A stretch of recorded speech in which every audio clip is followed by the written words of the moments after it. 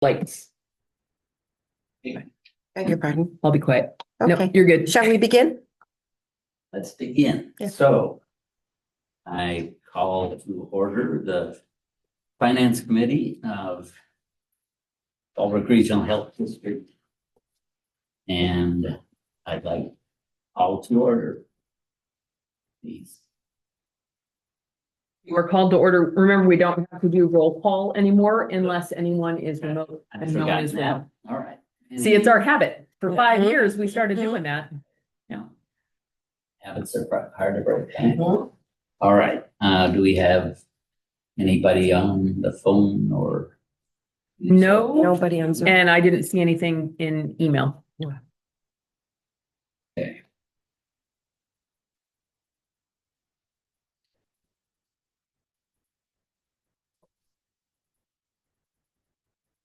You know, is this our first micro and not macro?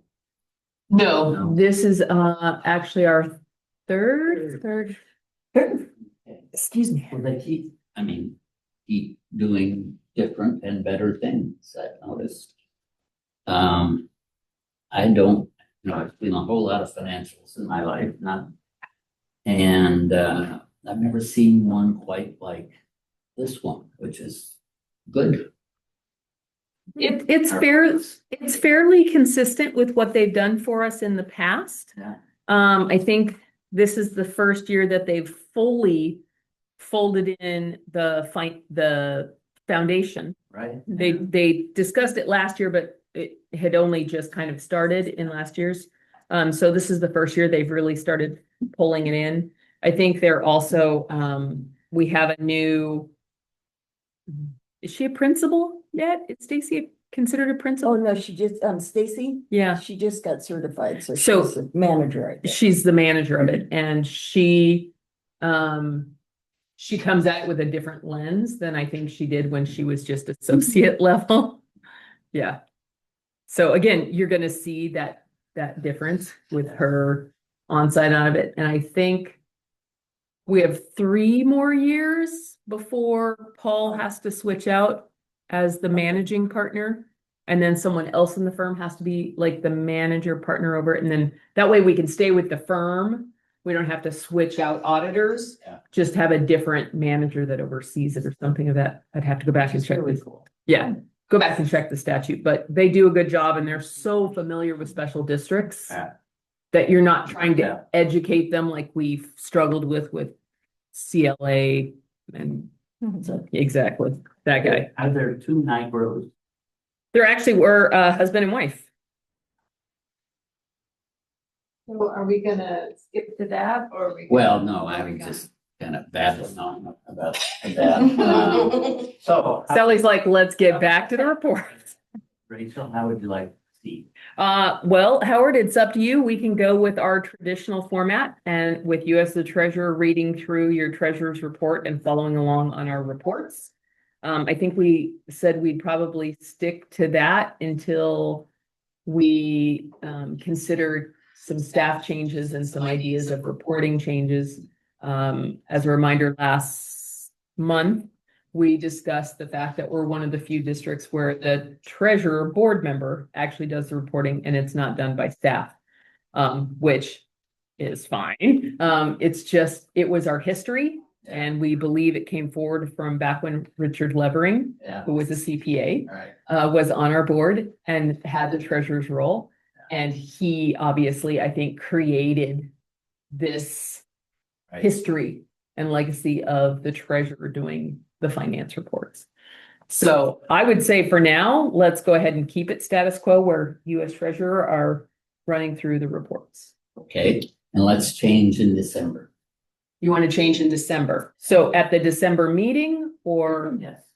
okay, so at the December meeting, you want to move it over where it's handled by staff.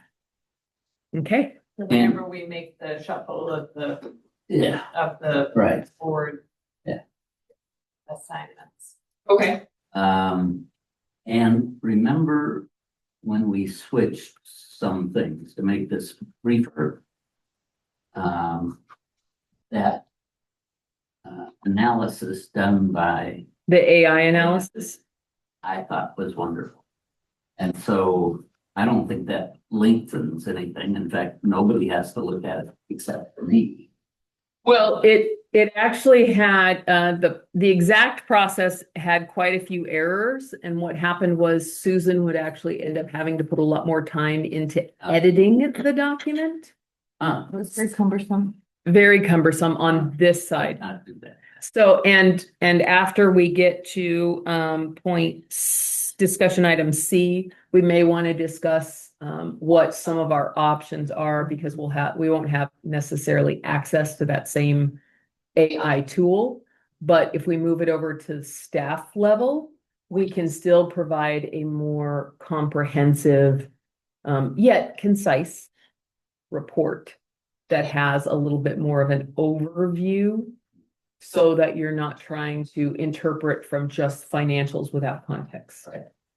If that makes sense. Does that follow suit, Susan, Judith, with our conversations? Okay. Good, thank you for that. Yeah. I I had a whole lot of notes on the audit, which, by the way, congratulations, another great audit. But many of the things I just needed to, like, what does that mean? What does that mean? So. From the audit itself? Yeah. Okay, well, do you want to just kind of scroll through financials real quick? Yeah. And then that way we can spend time looking at any comments on audit for both of you? That'd be great. That work? Okay, so why don't we, we'll scoot over to report one. And Howard, if you don't mind, I'll just go ahead and do a Yeah, quick please. jump in. Yeah. So balance sheet, as presented, again, you're not seeing anything unusual as far as our regular status, how we go. Total liabilities and equity for September was 12,764,000. Total liabilities and equity for August was 12,898,000. You saw a decrease of 133,000. That is very normal for us in our first quarter of the year, because we do send out grant checks and we do not really receive anything as far as property tax. So you really see our expenditures being up, and that obviously is getting reflected in our balance sheet. Yeah. Obviously for report 2, which is just the monthly snapshot, again, total net income for the month is a negative 101,000. Again, not a surprise, shouldn't be a surprise to anyone. We're not going to see income. I mean, our property tax revenue was $28,000, but our expenses were pretty consistent with what we spend on a regular monthly basis, as far as staffing costs, programming costs, basic construction costs. So I didn't see anything of interest in report 2. Report 3, we did provide you a slightly different version, which is on the landscape. Yeah. Yeah, and that was something that Marnie and I chatted quite a bit about, the idea that, you know, we had report 3 as 2 separate, where you had admin in one, wellness center in another, and sometimes it didn't create a cohesive picture, especially since wellness center doesn't get a share of property taxes, right? It's just one district expense income line item. So you could still see across the lines what things look like, but it gave you a little bit maybe side-by-side snapshot. So we've previewed this here to see if you all liked this format. You can still see the expenses, you can still see the budget, you can still see the variance, but now you can see them side by side in snapshot. Let's talk about property tax revenue. Sure. So, make sure I've got the right. Yeah, okay. Our actual 103,000. So the budget. So the actual is for September, is that correct? This is the year to date, July through September. And then it shows the budget for the full year. Okay, how come? Because that's how it runs the report. So I had a long conversation with Marnie trying to say, can we do this where we're showing our actual versus our budget just for this Yeah, time period? I- And we have to pull it out of QuickBooks and try to recreate it in Excel. And the more that we pull it out of the accounting software and put it into a format that we're recreating, in theory, you're creating an opportunity for manipulation of the financials. We could try to do that as a separate report. because actually this is meaningless. It's just the part that would be really of any interest is the percent of budget. So when you're staying at your property tax revenue, we're sitting at 3.57% of the total budget. Yeah. Well, we're at the third month. That's fairly reasonable. Yeah. I mean, but you have to do that thought, and that might be something that we can try and consider in our narrative. On those items that are maybe particularly out of phase with budget to date. I know we've had the conversation that looking at 1 month budget and 1 month expenses is often unhelpful. Yeah. Because things do happen out of phase. A bill comes in at the end of the month. It gets paid the following month. It wasn't budgeted that month. It looks awkward. But then when you get to the cumulative, which is where we're looking at now, it ends up making much more sense. But I mean, these are just ways of interpreting the data. So however it makes the most sense, we can make some changes, but that's why you're not seeing that in this report. Well, that's what I figured, but it is not helpful to look at 103,000 actual and then 2.9 budget. Yes. You have to go all the way over to that percent of budget for it to begin to make any sense, and then you have to do an interpretation or inference of, Well, I'll appreciate it if you could see what can be done. Yeah. That's So we can, iterative thing of making things more meaningful. yeah, and we can look at changing this as we begin to look at some of our other internal processes, as we look at an additional staffing change to this. We can look at how these reports can maybe make a little more intuitive sense. Great. Go ahead. Okay. So in report 3, outside of income levels, if you start looking at expenses down the line, none of the expenses really are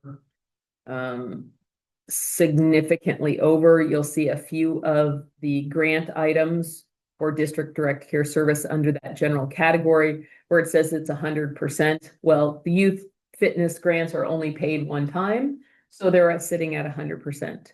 North Counties, or Boys and Girls Club North County, their water safety, again, we only pay that once, so it shows 100% of the budget. That is appropriate and consistent. Some of the other expenses you're going to see were probably looks more than normal. In fact, I'll go down to dues and subscriptions. We talked about having these numbered. We can try and number them again. Yep. Dues and subscriptions shows that we're sitting at 8,800. The budget is 18,000. Shows that we're already at 46% of the budget. Okay, that's normal. A lot of these dues and subscriptions come due at the first part of the fiscal year. So it looks like we get hit with all these expenses and we're going to run over, where a lot of the next set of expenses won't come through until the start of the calendar year. Yeah. So again, that's one of those things where when you're looking at the percentage, it gives you some insights. We as the staff know when those expenses hit. From the outside, you guys don't generally see when those expenses hit as much. So that's why you're going to see that kind of percentage. I'm trying to think if there was anything else. And I don't recall, none of the other expenditures are really outside. So the Your bracket. independent audit, it says 8,000 18,500, is that just because we just have to pay the rest of it now? Yes, yeah. We usually end up paying the rest of their bill once the product is finished, which we'll probably get the rest of that bill now if we haven't already. Usually January when they submit that final. That thing final to financial the, transaction state report, controller. yeah. So that's about all I would have to say on report 3, unless you have any specifics. No, let me just. It's included in this budget. Yes, Some of totally. it is for like next June. Mhm. So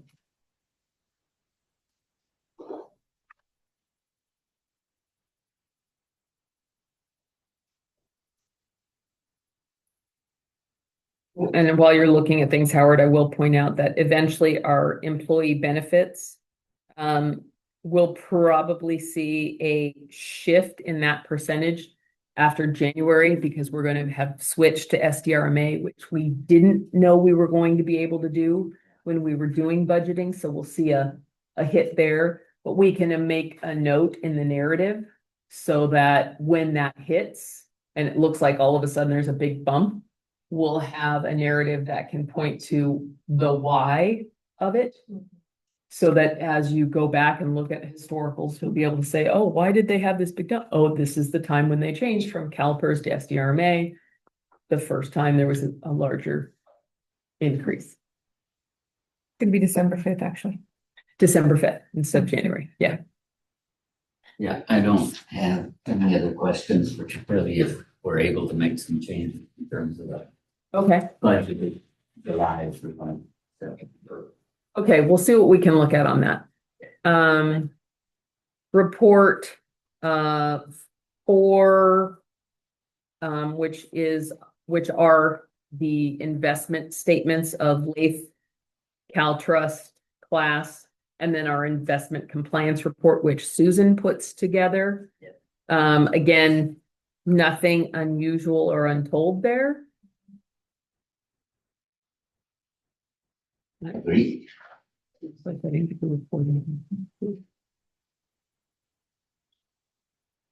So really nothing unusual as far as investments.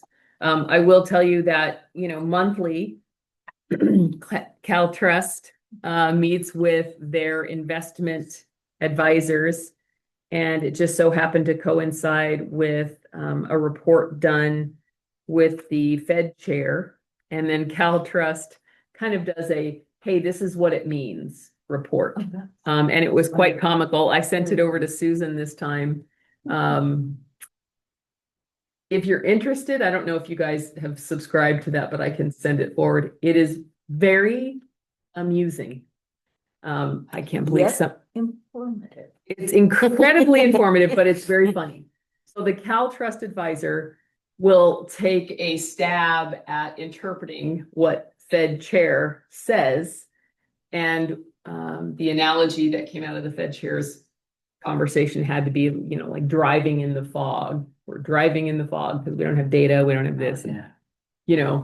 Is that when you step on the gas or is that when you slow down? And there is just some funny things in there that basically said, we don't know, wait and see. We're going to do this small change because it seems like we should, but we're driving in the fog.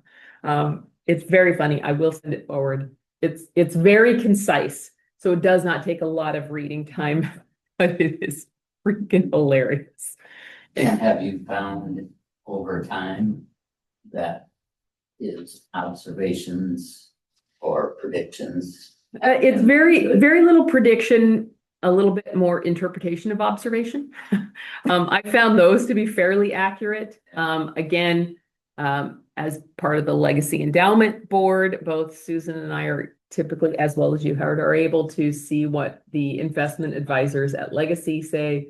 The nice part is that we see some consistency across all of those advisors. Some that are more positive, some that are a little more negative, some that are a little more tepid in the middle. But all of them are generally like, don't goose it, or now's the time to invest, or whatever. Everybody's generally kind of like, maybe just kind of hold a minute. Between legacies as well as the districts, obviously, we all have a more conservative investment policy because it's not our monies, our personal monies. So these are not like personal advisor recommendations that you should talk to your own advisor about. But I will make sure that you get copies of that Cal Trust recap because it's fun reading. I made sure Susan got it this month because I thought it was particularly amusing. So, All right. so otherwise, our investments are doing well. Yeah. We will be bringing forward, not this month, but maybe in December or the following months. We do need to have a philosophical question. That's why we were upstairs regarding our LAIF account and how it has been the account that was considered to be the draw off for project and redevelopment. We may want to consider whether or not we want to stay with that strategy since that account is getting low. There's really no valid reason for it anymore, but we'll bring the philosophy and a conversation about that forward in the next few months. Good. So then that takes us to report 5, which is check detail report. Again, nothing of interest or note in there. We did have a conversation with Marnie to make sure that whenever we've got something in there that it doesn't stay blank.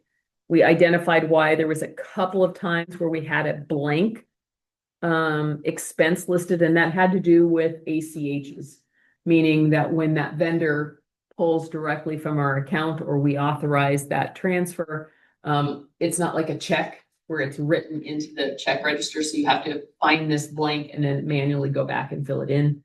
So we're looking at how helpful this report is. Like the one on 9/8 there. Right.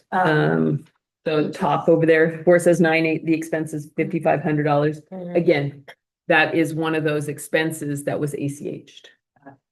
She can't memo it in there? She can, but she has to go in after the fact. And so she has to pull all those ACHs, then go back in and fill it in. The ACHs are provided on the date when they're pulled. Yes, I know. Okay. But it doesn't get pulled into this report unless she goes back in and Got makes it. that memo to report. Got it. And I think we talked about this in the past, but can you remind me why some are Show black, two. some are like, why are they not all red? Because one of them is the bill and one of them is the payment.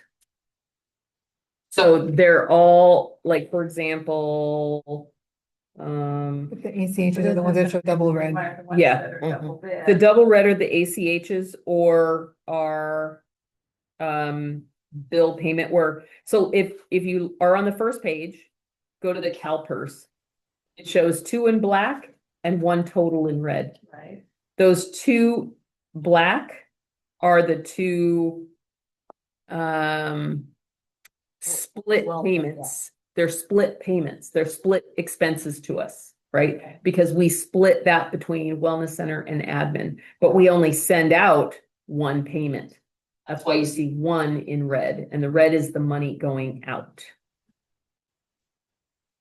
And it's just a weird way that unfortunately QuickBooks Online does this. You know, we talked about QuickBooks in terms of this and then the our financials. Should we be considering other Software? yeah. I don't believe so. So, hey, our accountant just gave you the big eye, which is pretty much, there's not really for our size and our non-complex financials, moving to a more expensive platform would be really over engineering.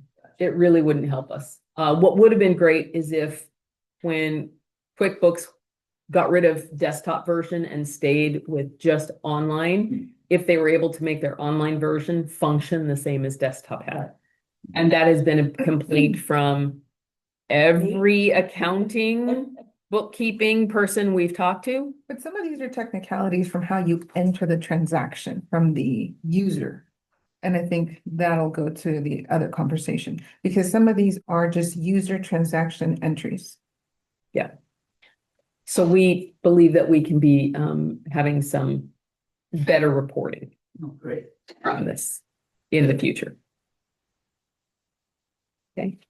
So unless you have any questions on any of those particular expenditures, otherwise, again, I don't recall seeing anybody new. There was one conversation that I'll bring forward where, for example, the the fourth page in near the bottom for payments on 9/23. There's a check to Sergio Rojas and a check to Shirley Signs. It looks like those are just regular people that we're just paying. You don't know who they are. We do because they are program facilitators out at the Wellness Center. So I know that recently there was a question that came up, I think, Howard, when you were signing a check to one of these people and was like, why are we paying this person? Who's this? So we've created an internal process where Teresa will put forward a little sentences to who this person is and why we're selecting them. So that if, Howard, you come forward and you ask Raquel a question like, why are we paying Sergio Rojas? She can be like, hold on. She can go into the accounting area, pull the file on Sergio. We can read the statement that says, oh, this is an instructor who does our Spanish level. Did I get it right? Yeah. For mental health first aid. This is the Spanish instructor. So when I ask those questions, and it's typically a rappel, Right. it is not that I'm concerned, it's an educational. Right. Yeah. It is. And you absolutely should ask those questions. Yeah. That is your right and responsibility as the treasurer, as the person signing the check, to make sure that we're not signing it over to Raquel's brother-in-law. Sorry, I just made. Sergio. Sergio. Yeah. Right. Serge. Serge. But this also is a good reminder and it helps to educate you all. Yeah. As you're seeing these expenses, you know that the district is putting forward a record that says, this is who they were.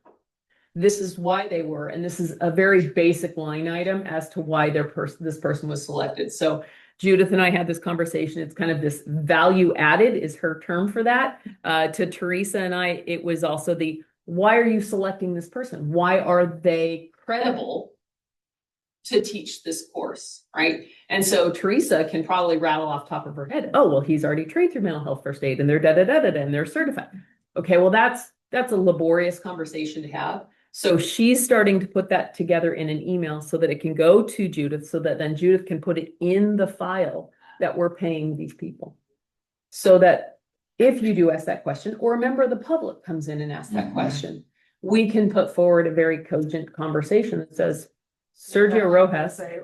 Right. Well, oh, I don't know. Let me figure it out. No, I don't know. I don't know. Teresa's out today. Let me call you back. Yeah, and I think that's the thing. Anybody in this office should be able to answer anybody, the director or anybody, you know, without it being in my email or anything. Because at first I was like, oh, I just need to know. Whenever anybody asked it, I was like, no, everybody here should know. Right. We should then put it in there for everybody to be aware. Right.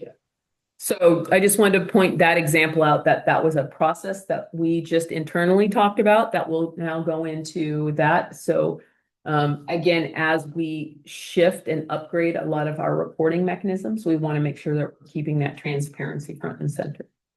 So. Good.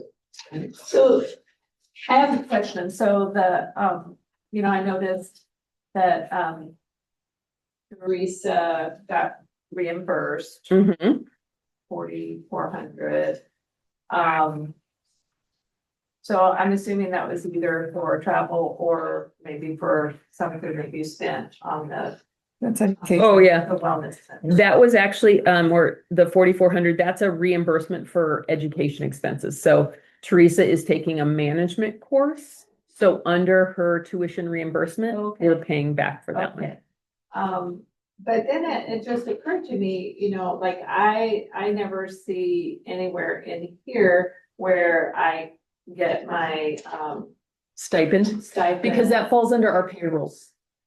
It's done through ADP. Okay, all right, so these are just checks that are. These are just the ones check that detail we report. signed. Exactly. Okay, all right. That- Yeah. So, because we run all of our payroll through ADP, your stipends are done once a month through ADP as well. That way they do any taxes, any follow-ups, they do all the reporting for that. That's one of the automated systems that Judith has helped streamline for us. Okay. So I'll run to report 6, the credit card statements. And you'll note this month there was only one credit card statement, which is the 5-star, because we had no expenses under the umpqua. So there was no statement to produce for that. Not any tremendous, interesting stuff to look at. Pretty much our standard kind of expenses. You'll see there was a little more travel expenses because we had the ACHD conference on there. I think that's the only one this time. World at Work. At the benefits conference. And we like it when we can send Judith to those because she comes back with solutions. Sometimes cans of worms to I open. was gonna say. But it puts us into the compliance, and that was, for example, that was one of those kinds of conferences that she went to a few years ago. That opened the CalPERS challenge that we ran into, so. Yeah, that's an upcoming one. That's just a sign up for it. That's not Yeah. coming up until maybe your next year. Any questions on credit cards? Report 7 is our CDD, which is our community development disbursement. Again, this is one of those legacy reports that I think the board initially had a plan to track funds that came from the sale of the hospital to tracking on how it was being reinvested in the community health and wellness center or other district properties. Because again, both this building and the wellness center had lots and lots of deferred maintenance that when we took this building back from CHS, a lot of work needed to be done to it. We are nearly complete with anything significant here. The goal also is that anything else that needs to be done in this building would be built into my capital improvement budget, which would stay in operations and not have to be part of redevelopment funds. So we're just about there for this building with that. And then the only thing that we really would talk about is wellness center. We will probably again come back, as I mentioned, in the next couple months and say, instead of pulling the reimbursement from this out of LEAF every single time, we may decide to say out of the investments, as though it's one entity, 3 different accounts in that entity, we may need to pull 25,000. The finance team may say right now it makes more sense to keep the portfolios balanced to pull from CalTrust or to pull from class instead of always pulling from LEAF. So we'll probably bring that forward. For this report right now, what you're looking at is again some expenses from trying to finalize with SiteLogic. SiteLogic has had to continue to pay for extensions on the permit for us to be able to do the project here as admin until we can finalize the lot line adjustment. They can't move forward with the solar and EV on this site. That is soon to resolve. You think? Yes. You're looking at it in your computer and I didn't even go there, but I guess the totals. Oh, it got cut off on the, yeah, so can you, let's expand this. Sure. Or actually, yeah, we're gonna make it bigger here and then. There you go. So you'll see it up at the top there. So that SiteLogic expense was 738, 39, any classes. And then you had 2 expenses below that, which were Scott Coleman Architecture for 997, and then the 22,950. 950. Those are expenses that we anticipated and had expected. That's, Todd Coleman is Encinitas Design Group, which is the demonstration kitchen at the Wellness Center. So he is complete with his design. We are at the county. There is, of course, a small wrinkle. When we did the major use permit back in 2021, when it was approved by the county, there was one piece that had to do with the right turn only sign. The major use permit said, as soon as that sign is installed, you're good and you're free and you're clear. It was my understanding at the time that and when we moved the sign, that the land use consultants were filing those finer paperwork. That never occurred. So 5 years later, we go to the county for a minor deviation for this demonstration kitchen, and the county says, oh, by the way, you have this outstanding right-hand turn only sign. Was that ever done? And I'm like, yeah, it was done. And they're like, well, we don't see an encroachment permit was ever pulled. We don't see So I'm working on that right now. Teresa took some pictures of the sign to show them, but we'll probably have to just go through another county permit process before the minor deviation can. So it is always a stack of dominoes. I tried to explain to the Galvin County, I'm like, listen, from 2020 to 2022, we were kind of busy dealing with this COVID thing. Can you give a girl a break? And she was like, yeah, just fill this in and send it in. So, you'll see some lag. So you probably won't see too many more Scott Coleman, Scott Coleman, Todd Coleman, kind of things come through until we get that finalized. Yeah.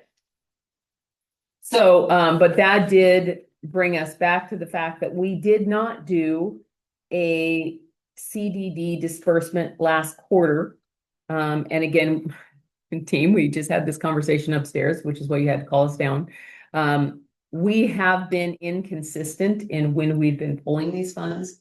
The plan had been we'd pull it every quarter. Last quarter, I was like, why are we pulling money? We're just now sending money back to the investments. Why don't we do it when the project is complete? And we had a conversation, the fact that some of these projects don't get completed for 2 years. And that could be problematic. So we will create a little more standardized format.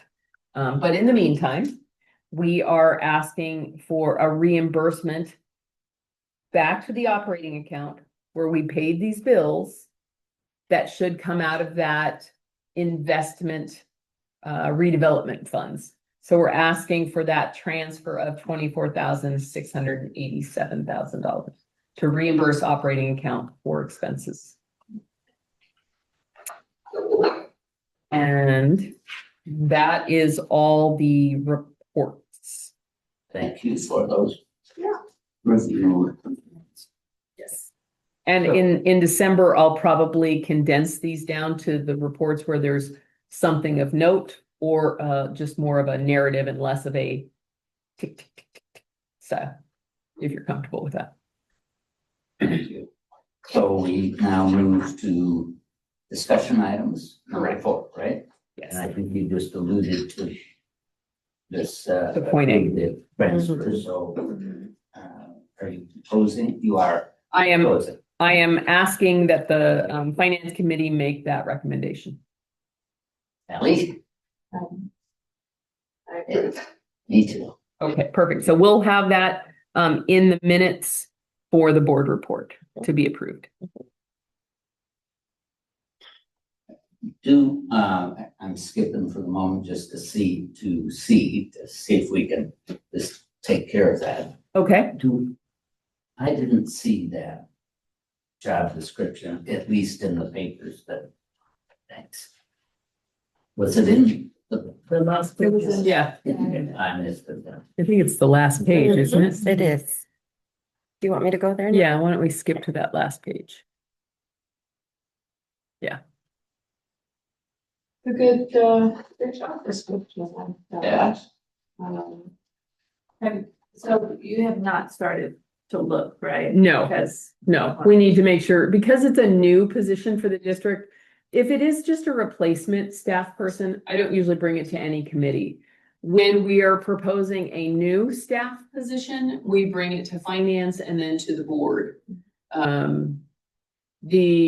The cost offset here is basically about a $40,000 difference. So between what we pay our contractor for bookkeeping versus what we're initially bringing in, expected salary, benefits for a staff person, we're seeing about a $40,000 difference. We do not have a need for a full-time bookkeeping person strictly only. So Judith did a fairly deep dive into a lot of the tasks that consume a lot of her time. And they really are systems related. So that's why you have a finance and systems on this. And this is really the person who's looking at a lot of our IT platforms. Software. Yeah, I stay Yeah. away from IT. Yeah, not IT. But yeah. That's all what the Jason process. does. Yeah. And we have a lot of software, as like every business is moving more and more to software to do things, or they've moved you to, whether you have an option or not. And it takes a ton of extra work, making sure things are consistent and up to date in protocols, passwords, training for making sure those things are done. That is a lot of that. There's also a lot of sort of contract compliance to some extent, A lot of it, yeah. a lot of that. A So lot of webinar trainings to making sure the users have everything they need, access, the process is set out correctly when you do implement it every single time. All the users access multi-factor authenticator, everything that comes in with all the software services for each and every one of the services that we have can be quite consuming, time consuming, and then making sure it's running optimally each time for everybody that's involved. And then the payments behind it. So it can be time consuming. So all of them, and I think we 30 to 40 software systems that we have at any point running. When do you think you can hire this person? I mean, how available are they? Well, you've got somebody in mind. we do not have anyone in mind. I, We're going into obviously 2 months that have major holidays. We are fortunate right now that the labor market works on our behalf. yeah, So we're hoping a January, February to identify a reasonable candidate, which is why we were talking about not making too many changes to processes until that person is here, so that that person can own or take some ownership responsibility in creating these processes, which includes change the timing of how we reconcile books with Susan, how we run through certain pieces, because that person will be here on site 5 days a week. We can probably move things and make them a little bit faster, whereas right now with a contract bookkeeper, they're here once a week. And sometimes that just, the timing doesn't work well. And when does her contract end? Her contract is month to month, basically. So we would keep Marnie, our contractor, for at least a few months as we cross-train to make sure all those systems are smooth. You don't want to throw someone new, even they can have a great bookkeeping, accounting background, but you're throwing them into a system that they've not worked in. You want to keep that continuity. So you'll see a little bit of that being a little bit of a double hit for a couple of months, but it probably makes the most sense. So we'll stay the course for a little while. so budgetarily, do we need to make any changes? Or will that fit? No, we'll leave the budget as is, which is generally our process. You'll see that our staffing will be higher than is budgeted. Okay, well, we know why. It's not a unknown. And it's negligible, so. Right. In the scope of things, it's not a huge hit, and I believe that it will really increase a lot of our efficiencies. A lot of Judith's time is spent on a lot of these tasks that she can offload to a more junior level person. There's also a part in here where that person will provide front coverage with Jess. So that if Jess is on vacation or they're covering lunches, that we always have two people who are able to cover things. We have been training, the royal we, AKA, Judith, has really been working closely with Jess, and we've been training her up in a lot of the human resources and a lot of other systems pieces. So we'll be able to have some administrative support that can really cover not only operations here at the district, but for example, yesterday, things got tight at the wellness center and Jess went over to the wellness center for a couple hours to help cover the frontage over there because they had one person out. In order for admin to be able to do that and things to run smooth, this person will be cross-trained to be able to help handle phones, those kinds of things. So we really want to maximize staff that any one person could run to the wellness center. Raquel's done it on occasion where we're over there at the front being like, hi, I'm Patty Junior and your room is B6 and okay, you're and welcome. Right. The idea is, we are the customer forward, constituent forward in this case, making sure that they're accessing programs, they're getting what they need. And that happens at the wellness center. But that doesn't mean that admin is separate from that. So it's important that you know that in this job title, that person is expected to help be able to cover desk support here, which could always ripple over to wellness center. So Sally, would you like to approve that job description? Yeah, I'm happy with the job description. I would definitely recommend moving forward. I would agree. If it's good for you guys, it's good with me. I think it's a good reflection in the growth of the district, as we start talking about doing these very next level services to the community. It's important that we built in infrastructure instead of trying to grow and then fill infrastructure, which never works well. If we can put in infrastructure that allows that launching into more growth. And I do hope that we can find someone that's Spanish speaking. That is always an important goal for us. Besides Judith, who do we? Raquel. Raquel, you speak. In this building, it's the two of them. Okay. At the wellness center, it's Katya and Patty as well. So 4 out of our 9 employees are full bilingual. And then there's Bianca, who's got some great Spanglish. Oh, she's learning. She's learning well. Learning. And the rest of us know how to say un momento. Raquel! Can somebody answer this call? And so that has been helpful. We learned that lesson the hard way during COVID when the district, we were much smaller, obviously, but we only had one employee, Mireya at the time, who could speak Spanish, and that really put glaring how unable we were to communicate with at least half of our service population. We were able to get a temp at the time and we found a solution. But now we're building that into, again, trying to be as proactive whenever we can. So for example, Judith and Raquel really aren't customer facing positions, right? Really their job is administrative. But we found qualified employees who were bilingual, and that made that position incredibly valuable now to the district's team. So even though it's not in their job description, although it kind of is all other duties, they do a lot of language support when folks call in, or if we're doing a community event and we need Spanish language support. I know Raquel did some stuff with Teresa on our Spanish DPP. And I know you've gone out with Mental health first aid. With mental health first aid, and you did some stuff with Jasmine at an event. So these are things where we really, it is an expectation when you're hired, like, hey, you're gonna be out here helping. Because that is our philosophy of employment here. So yes, that was a very long diatribe from me. Sorry. All right. I have a tendency to do that. We have a meeting after this one, right? You and Jennifer and I. Oh, are discussing some changes to potential grant policy. I would be sensitive to that. And that brings us to the approval of the audit. And most of my questions are in fact educational ones,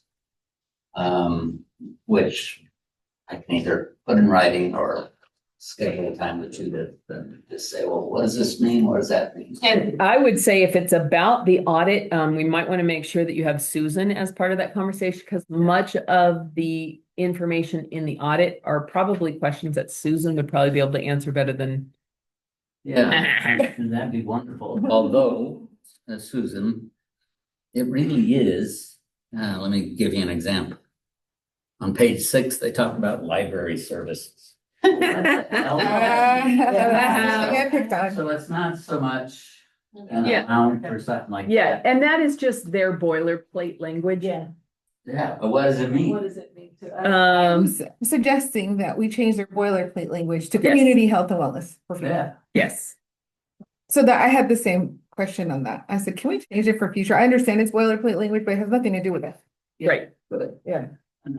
well, and that is 90% of my questions for that type. Yeah, Yeah. so it's not And- counting. So, love. Did you find a typo? That's some territory. Yeah, Susan found a typo, you found library, Judith found library. Those are, again, when they do their boilerplates, I think that they don't go back and look for that, but They do take suggestions when we bring them up. they do. Can you please change it for the future? Because it doesn't pertain to us. And if any member of the public looks at it, they're like, what library do I have access to? Right. And we're like, we don't have a library. Right. Exactly. So, what I'm proposing was, Sally, are questions of material questions. I'll just follow up with Judith and Susan and say, what does this mean? So, and if you'd like to be a part of that discussion, we can certainly do that just over the phone, or whatever. I'm fine with This that. was a great tribute to all of you in terms of our finances, and I'm more than happy to approve that audit. Thank you. Well, I would recommend approval as well. Great. And it again should be noted that Judith does the heavy lift on this. She really handles all the document pull, follow up with that. gets funneled. Yes, everything. And Jess was a great help, I think, in this year, Yes. really yes. kind of learning that role, and learning how to do it correctly. Well, that's great. Yes. That's Which- great. She was I- phenomenal in turnaround times. She really assisted No. very well. Yeah, and she had an attention to detail that was perhaps lacking in the past. So Jess. Why she was chosen. Right, so Jess's support really should be noted, so, and I want to reiterate this because you will see changes in Jess's role beyond just reception. Which was something we had planned when Tracy decided to leave the district, gave us an opportunity to revamp a position to better meet district need. And Jess has shown that she's really coming up into that position. She just came back actually from The board clerk. the board clerk conference, which she's not replacing Raquel, but it's really helpful to understand the governmental structures. And again, as an administrative support position, she can help in a number of different ways. Yes. I So- think the cross training is so Mhm. good in terms of just being prepared for whatever might come, you know, I mean, God forbid, you know, Raquel. She, Take time off. she could win the Mega Millions. Right? We don't let anything bad happen to people anymore. Now they win Mega Millions Lotto and Yes. are like, hey, my life is awesome, but I'm gonna go live on my private island with my jet. I gotta go. So here's your board stuff. Peace out. It would be nice to be able to have support because we do all back each other I up. was short of the Mega Millions though. Yeah. On training, it makes it 1,000 times easier because you don't have to explain everything from scratch. Right. So sending her to that conference makes training her on everything else so much easier for me because I'm like, okay, I don't have to explain to you the why for 2 hours as to why I'm asking you to do something. Right. It's like you've already gotten it in a very nice format by the people who have explained it beautifully over there. And then I explain to you the why here on a process. So it's really, really helpful. And so it's very appreciated. She loved it. It was great. So Good. Well, unless there's anything else, I would move that we adjourn. Sally, you okay with that? Oh, No other questions? other board member comments, and, next meeting is. December 3rd. yes. Look at the moon tonight. Look at the moon tonight. It actually was at its brightest at, I think, 8 something this morning. I sent out a very nerdy piece of information out to the team to talk about the fact that this moon, this month is the closest to Earth as it gets.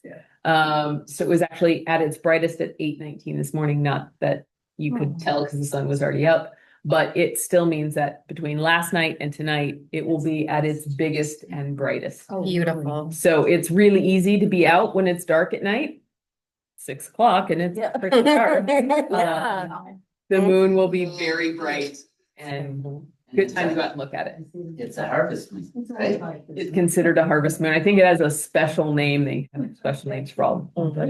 I just warned the team that this is a good time for lunatics. So watch out for them. How would you tell? Lunatics. How would you tell the difference? Is that where that? That's where that term comes from, Mhm. is that the idea of full moons Bring out the brought out the crazy. crazy. They bring out the crazy. Hospital. Skilled facility or a hospital. A lot of It's people, like, yeah. oh. They say it's true. It's fascinating. Yeah. Yeah. Yeah. In hospice, you saw it all the time. Everybody was like, oh God, my dementia patients are gonna have more challenges and weird stuff is gonna happen. And sometimes it's the nurses. So